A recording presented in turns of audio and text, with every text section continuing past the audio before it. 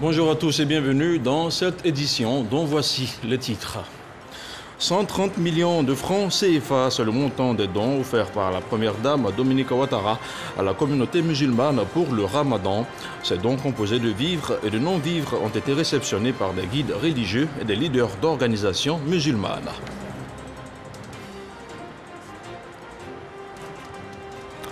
Selon un communiqué de la CIE, la perturbation de la fourniture de l'électricité dans plusieurs communes d'Abidjan et à l'intérieur du pays est due à un incident survenu dans la nuit de mardi à la centrale de production d'Azito. Dans ce journal, la rédaction de RTI 1 vous propose de suivre son constat dans le district d'Abidjan. Et puis au Tchad, après la mort d'Idriss Déby et la mise en place d'un conseil militaire de transition, l'opposition dénonce un coup d'État institutionnel. Les représentants des principaux partis demandent une transition civile et l'ouverture d'un dialogue inclusif. Voilà pour les titres, mais avant de vous donner le contenu de cette édition d'information, je vous donne lecture de ce télégramme officiel de la présidence de la République adressé à son Excellence M. Patrice Talon, président de la République du Bénin.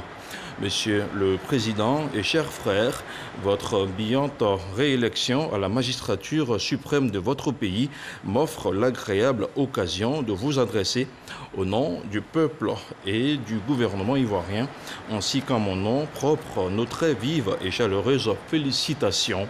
En vous renouvelant sa confiance, le peuple béninois réaffirme sa volonté de vous voir poursuivre l'œuvre de progrès économique et social que vous avez si bien entamée lors de votre précédent mandat. En cette heureuse circonstance, il me plaît de former pour vous des vœux de santé, de prospérité et de bonheur, de même que ceux de succès éclatants dans l'exercice de votre haute fonction. Pour ma part, je voudrais vous assurer de ma disponibilité à œuvrer de concert avec votre Excellence au raffermissement des fructueux et exemplaires liens de fraternité et de coopération qui unissent si heureusement nos deux pays pour le bonheur de nos peuples respectifs. Haute et fraternelle considération signée Alassane Ouattara, président de la République de Côte d'Ivoire. Ouvert mercredi à Abidjan, le séminaire du gouvernement se poursuit ce jeudi au palais présidentiel.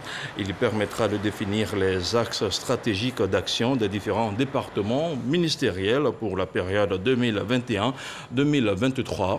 Le travail présenté par les membres du gouvernement devra mettre un accent particulier sur la base du programme Une Côte d'Ivoire solidaire du président Alassane Ouattara et du plan national de développement, le PND.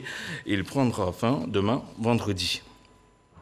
Et justement, dans son discours d'ouverture, le Premier ministre Patrick Achi a exhorté les ministres à renforcer la cohérence dans la planification et la programmation. Je vous propose de revenir sur l'ouverture du séminaire gouvernemental, le premier de l'ère Patrick Achi, avec Alexis Ouedraogo.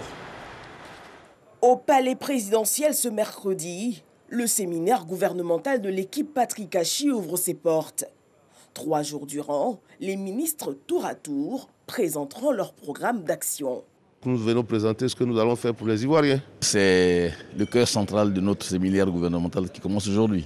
Pour les 5 prochaines années, l'accent sera mis sur les questions de transparence, de redevabilité et de sanctions. Présidé par le chef du gouvernement, ce séminaire doit surtout donner le ton de cette équipe de mission dont les actes doivent améliorer les conditions de vie des populations. Oui, nous l'avons dit, nous sommes un gouvernement de mission et nous serons un gouvernement de résultats. Parce qu'il ne saurait être question de faillir dans la réalisation de la vision 2030 de son Excellence, Monsieur le Président de la République, et de son projet de société, une Côte d'Ivoire solidaire. Et pour ce faire, le gouvernement s'engage à travailler vite et bien pour doubler en 10 ans le PIB par tête d'habitant et ramener le taux de pauvreté à moins de 20% d'ici 2030 contre 39% en 2018. Pour aller vite et bien, il nous faut planifier très vite et très bien.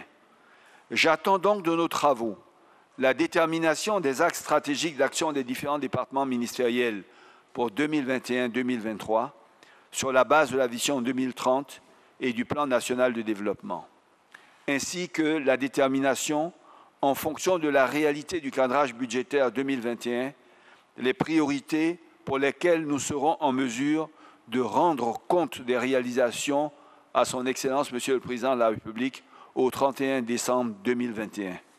L'amélioration du capital humain, l'accès aux biens publics essentiels tels que l'électricité, l'eau, la santé, l'habitat, la connexion digitale et aussi l'emploi seront au cœur des travaux. Nous devrons faire de l'emploi un combat politique quotidien, une cause nationale permanente, en mettant tout particulièrement au cœur de nos actions l'emploi des jeunes et l'autonomisation de la femme. Deux enjeux sans lesquels la Côte d'Ivoire solidaire ne sera jamais pleinement réalisée. Fait inédit, pour la toute première fois, le secteur privé est invité au débat. Vendredi, la journée leur sera consacrée. Nous aurons donc une journée entière de travail consacrée aux échanges avec les acteurs clés du secteur privé pour initier la transformation culturelle totale que nous voulons conduire. Parce qu'en faisant réussir ces entreprises comme ces entrepreneurs, l'État se fait réussir lui-même. Le séminaire gouvernemental refermera ses portes vendredi. Et on parle maintenant de cette période d'abstinence et de privation chez les fidèles musulmans. Dans le cadre du jeûne du mois de Ramadan, la première dame Dominique Ouattara a offert mercredi des vivres et des non-vivres d'une valeur de 130 millions de francs CFA, je vous le disais en titre, des dons à la communauté musulmane réceptionnés par des guides religieux ainsi que des leaders d'ONG et d'organisations musulmanes. Le film de la remise avec Jérôme Kofi Abolan. D'importants lots de vivres et non-vivres composés de boîtes de lait, de litres d'huile, ainsi que des cartons de sucre, des sacs de riz et des tapis de prière. Tels sont notamment les dons que la première dame de Côte d'Ivoire, Dominique Ouattara, a offerts ce mercredi à la communauté musulmane ivoirienne dans le cadre du mois du Ramadan. Dons faits à travers sa fondation Children of Africa à hauteur de 130 millions de francs CFA. C'est avec beaucoup de joie que le porte-parole des heureux bénéficiaires a accueilli ce geste de solidarité de l'épouse du président de la République, Alassane Ouattara. Excellence, Madame la Première Dame, Dominique Ouattara, en cette année 2021, vous venez de revivifier une fois de plus cette joie inestimable en nous accordant une place de choix parmi les récipiendaires de vos actions caritatives. Je voudrais souligner que s'il y a une mère Teresa bis à qui nous devons une reconnaissance toute particulière, c'est bien vous, Madame la Première Dame Dominique Ouattara. À l'instar du porte-parole des bénéficiaires, l'imam Cissé Guiguiba, recteur de la Grande Mosquée du Plateau, a, au nom de la communauté musulmane, exprimé sa gratitude à la présidente de Children of Africa. Madame la Première Dame, chère sœur, devant l'expression de votre altruisme, le messager de l'islam nous enseigne ceci. Celui qui vous rend un service, il faut être reconnaissant envers lui, autrement dit, en le remerciant. Si vous ne trouvez pas de quoi le remercier, alors faites des bénédictions pour lui. C'est en application de cet enseignement prophétique que nous sommes ici ce matin pour vous dire merci pour cet élan de solidarité et de générosité envers la communauté musulmane et à travers elle, tout le peuple ivoirien à l'occasion du Ramadan 1442 Hégire 2021. Je saisis cette opportunité pour formuler le vœu que vous soyez toujours aux côtés de son Excellence, Monsieur le Président de la République, afin de le soutenir face aux épreuves de la vie. Présent en tant que membre du gouvernement, le général Vagondo Diomandé, ministre de l'Intérieur et de la Sécurité, a saisi l'occasion pour saluer l'amour d'une mère et le sens du partage qui ont toujours caractérisé la Première Dame. Excellence, Madame la Première Dame, chère maman, vous êtes une mère attentionnée, vous êtes une mère affective, généreuse, mais surtout une mère juste. Excellence, Madame la Première Dame, chère maman, vous qui n'avez de cesse de manifester votre légendaire générosité à l'égard des enfants, et des femmes emploient des conditions de vie difficiles. Aujourd'hui, à travers nos vertueux guides religieux, vous faites parler votre cœur. Aidant ceux de vos concitoyens de la communauté musulmane, ceux qui sont dans le besoin. Les aidant à passer cette période de pénitence et de piété dans de bien meilleures conditions. Soyez-en remerciés. Pour la donatrice, le geste fait en ce mois du Ramadan constitue pour sa fondation l'une des traditions qu'il ne faut pas manquer de respecter. Pendant le Ramadan, toutes les couches sociales sont soumises aux mêmes privations et chacun est enjoint d'assister les plus démunis, ce qui fait du Ramadan le mois de la compassion par excellence. Quant à la Fondation Children of Africa, dont la mission principale est de venir au secours des plus démunis, elle met un point d'honneur à aider chaque année nos frères et sœurs musulmans vulnérables à s'acquitter plus sereinement du jeûne pendant le mois de Ramadan. Cette année, ce sont des dons d'une valeur de 130 millions de francs CFA, composés de vivres et de tapis de prière qui leur sont offerts pour faciliter la rupture du jeûne aux plus démunis. Comme à vos frères chrétiens, il y a de cela 3 semaines, lors de la semaine sainte qui a précédé la semaine de Pâques, je vous invite à organiser des séances de prière spéciales, car en tant que croyants, nous devons nous confier à Dieu en toutes circonstances. Cette cérémonie de remise de dons a été aussi marquée tant à son début qu'à sa fin par une séance de prière, prière pour la Première Dame et le chef de l'État, prière pour tous les Ivoiriens en vue d'une paix durable en Côte d'Ivoire. Dans la nuit du 20 au 21 avril, la base militaire qui abrite le bataillon pilote projetable à Ndautré a été la cible d'une attaque armée. Des individus non identifiés se sont heurtés à la bravoure des forces de défense et de sécurité. La réaction des forces armées ivoiriennes a permis de neutraliser 3 assaillants. On se rend sur le site avec Abou Sanogo. 2e bataillon pilote projetable. Il prend ses quartiers dans cette base militaire située à Ndautré, dans la périphérie est d'Abidjan, précisément dans la commune d'Abobo. Il est un peu plus d'1 heure du matin lorsque des coups de feu crépitent. Cette base a été attaquée par des individus non identifiés arrivés à bord de véhicules et d'un engin à 2 roues. Ils ont ouvert le feu sur les postes de garde. La réaction vigoureuse des forces armées ivoiriennes ne se fera pas attendre.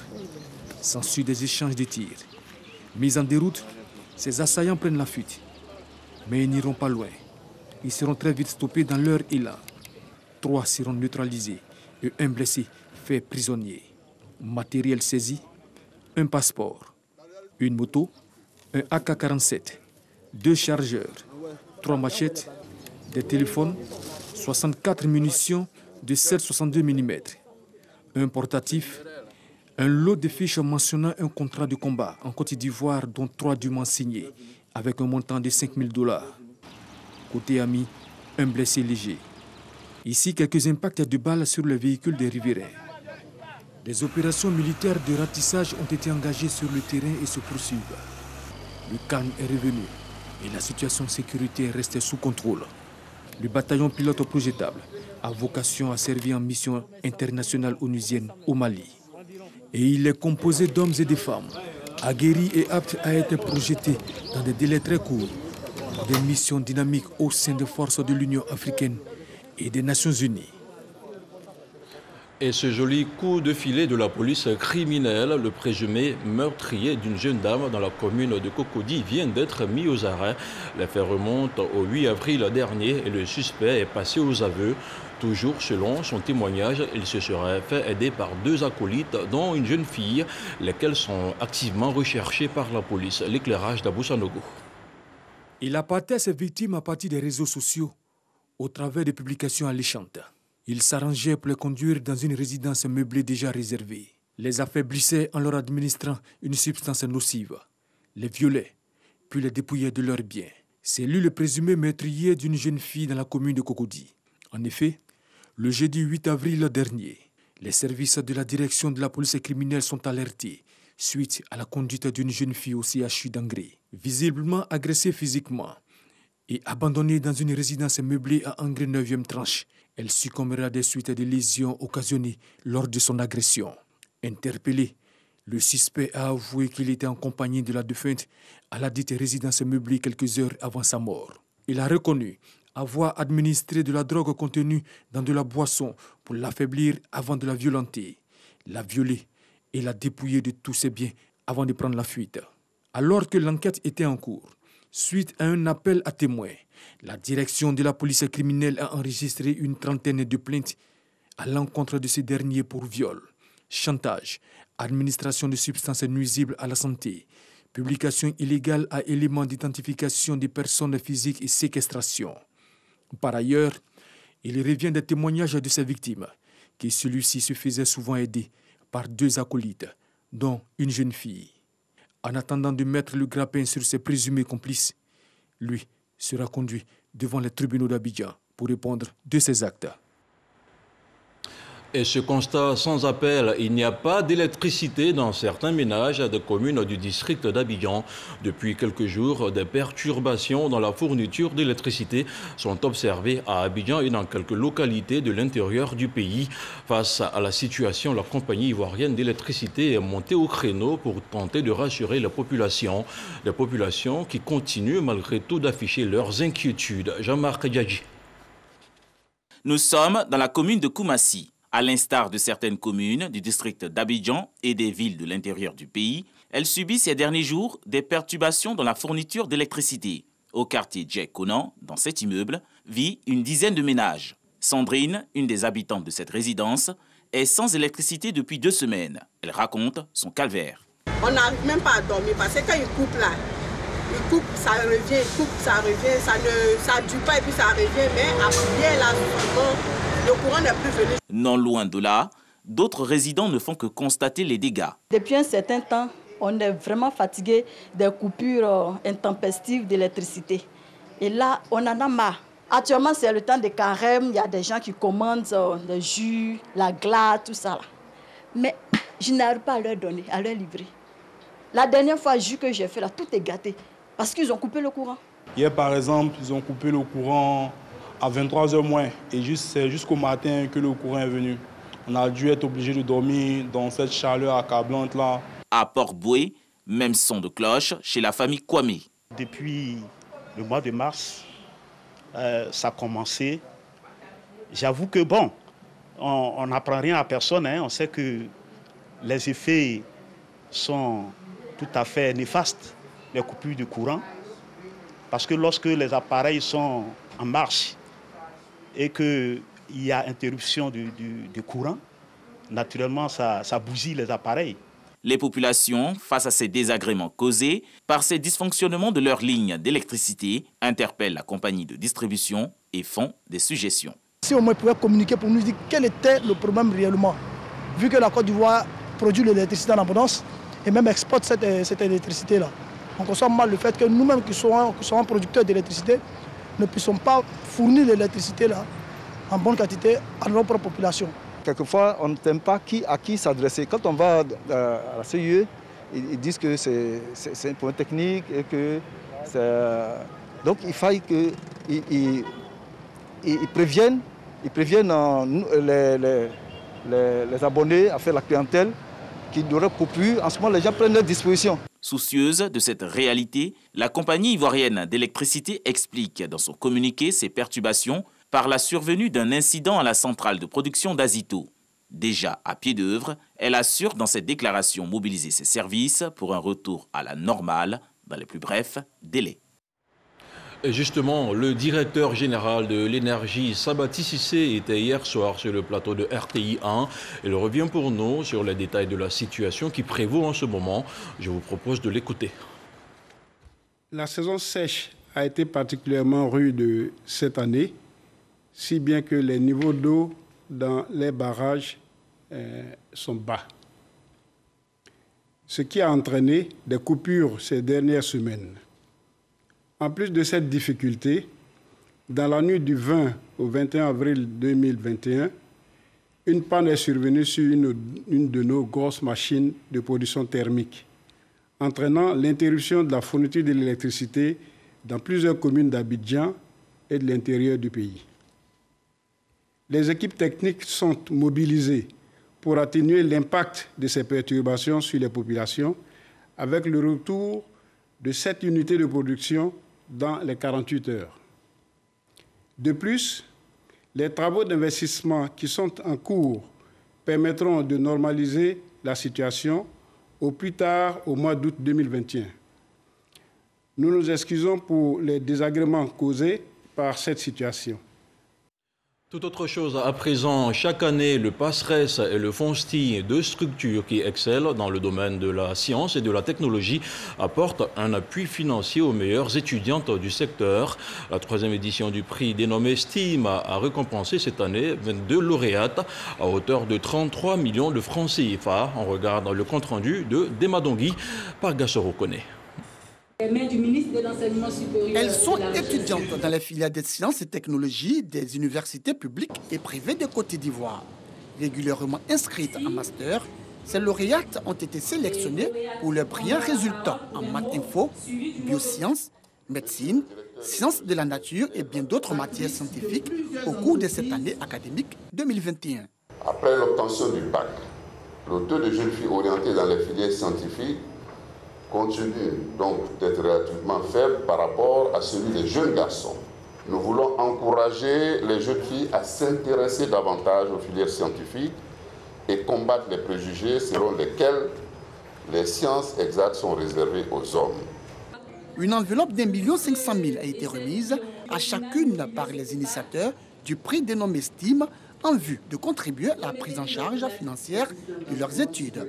Un apport financier salué par les bénéficiaires. Cette distinction est pour nous un véritable motif d'encouragement à persévérer dans la voie de l'excellence. Nous dédions ces prix à l'ensemble de nos sœurs inscrites en sciences, mais à toutes les filles de la Côte d'Ivoire et nous les invitons à s'orienter dans les dites filières. Pour Adama Diawara, ministre de l'Enseignement supérieur et de la Recherche scientifique, le prix STEAM de la meilleure étudiante en sciences, technologies, ingénierie et mathématiques est une initiative à encourager car il permet de susciter l'intérêt de la jeune étudiante pour les sciences expérimentales. La reconnaissance du mérite est la meilleure manière de booster l'esprit de créativité, de combativité et de compétitivité. L'humanité fait face aujourd'hui à des défis environnementaux et sanitaires dont les réponses se trouvent dans la maîtrise des STEAM. Il est évident que les réflexions autour de ces challenges d'envergure mondiale ne sauraient se priver des compétences féminines. Cette cérémonie donne tout son sens à la politique du président de la République, son Excellence Alassane Ouattara, de faire de la promotion de l'excellence et du genre des leviers importants du développement économique et social de la Côte d'Ivoire. À travers le prix STEAM, le PASRES, programme d'appui stratégique à la recherche scientifique, et le FONSTI, Fonds pour la science, la technologie et l'innovation, veulent obtenir l'équilibre des compétences entre l'homme et la femme dans le domaine scientifique. Et le ministère de l'Éducation nationale et de l'enseignement technique vient de participer à un atelier de formation à Yamoussoukro. Les participants se sont penchés sur les difficultés rencontrées par les adhérents de la Moupéménet. Les réflexions ont aussi porté sur les nouveaux services et les prestations de soins de la mutuelle aux adhérents. Lorgoretti, Franck Quadio. La mutuelle des personnels du ministère de l'Éducation nationale et de l'enseignement technique, Mupéménet, a lancé récemment de nouvelles opportunités de prise en charge sanitaire et pharmaceutique. Le bémol, c'est que les adhérents sont confrontés à des difficultés liées à un déficit de communication. Une rencontre alors à Yamoussoukro, initiée par la mutuelle afin de résoudre les écueils. Et pour y parvenir, la Mupéménet propose une période transitoire de 3 mois. Depuis un moment, on a quand même quelques difficultés au niveau des produits, parce qu'il y a des produits qui ont été retirés. Ça fait que certaines personnes ne bénéficient pas des prestations. Le constat que nous avons fait, c'est que avec la création du régime complémentaire obligatoire, nos mutualistes du régime de base ont perdu 1600 médicaments. Alors, il s'agit pour nous donc de réinjecter ces 1600 médicaments pour qu'au total, il y ait 3600 médicaments qui soient servis donc à nos mutualistes du régime de base. Une période définie pour favoriser une migration vers les nouveaux produits proposés par la mutuelle. Ces nouveaux services de soins permettront aux mutualistes de bénéficier de 100% de réduction sur les médicaments. Au cours des travaux organisés à Yamoussoukro, la MUPEMINET a exhorté les mutualistes à opter pour la migration vers ces nouveaux produits mis en place pour garantir des soins de qualité. Et puisqu'on parle de santé, on reste mobilisé pour mieux lutter contre la Covid-19. Tout de suite, le point de la situation.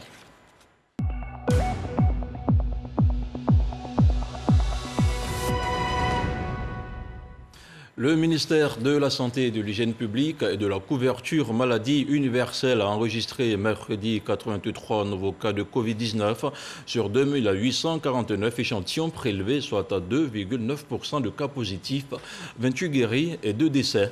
Depuis hier, la Côte d'Ivoire compte donc 45 697 cas confirmés, dont 45 227 personnes guéries, 277 décès et 193 cas actifs. Le ministre de la Santé, de l'Hygiène publique et de la couverture maladie universelle rappelle que la vaccination contre la Covid-19 est gratuite et volontaire.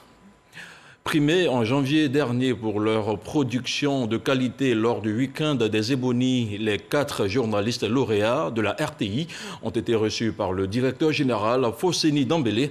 Ange Kouadio, Adama Bakayoko, Ami Sissoko et Cheikh Kone sont repartis avec les félicitations de la direction générale. Nos lauréats ont aussi reçu des enveloppes. Didier Nguesson. La radiodiffusion-télévision ivoirienne RTI célèbre l'excellence. Les 4 journalistes radio et télé primés en janvier dernier à la Nuit des Ebonies sont félicités par l'ensemble de la direction générale. À l'honneur, Cheikh Kone, Ebony Télévision, Ami Sissoko, prix Joseph Diomandé du meilleur reportage, Kouadio Nguesson Ange, primé pour la promotion des droits de l'homme, et Adama Bakayoko, lauréat du prix Zadi Zaourou du meilleur journaliste culturel. Monsieur le directeur général, les lauréats voudraient par ma voix vous dire merci pour l'honneur que vous faites aux différents lauréats de la RTI chaque année depuis votre arrivée à la tête de cette entreprise. Il me plaît de vous faire remarquer, monsieur le directeur général, que toutes ces actions constituent pour nous, journalistes, une réelle source de motivation. Jugez-en par vous-même.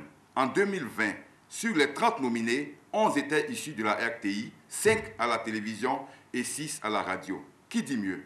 C'est vous montrer combien ces gestes nous vont droit au cœur. Le directeur général de la RTI, Fosseni Dambélé, et ses collaborateurs étaient tous présents pour rappeler leur attachement à l'excellence. Cette maison regorge de professionnels de qualité qui sont à la tâche, qui donnent le meilleur d'eux-mêmes et qui bénéficient également d'un encadrement de qualité, aussi bien à la radio, à la télévision que sur RTI Info.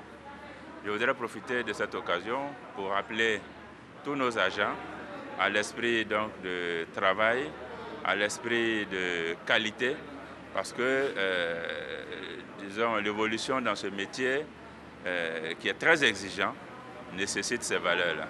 Chacun des lauréats a reçu une enveloppe.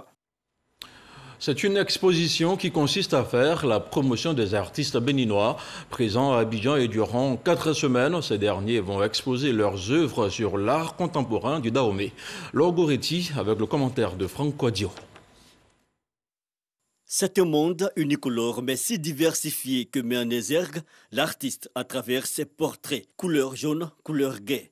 Grégory Olympio, à travers le langage des chemises jaunes, explore l'univers au moyen d'une technique, l'acrylique sur papier. À Cotonou, les taxis-motos portent des chemises jaunes. En France, j'avais les gilets jaunes d'un côté, les taxis-motos qu'on appelle les émidjans, j'avais les émidjans aussi en tête. Et les deux étaient liés par la couleur jaune.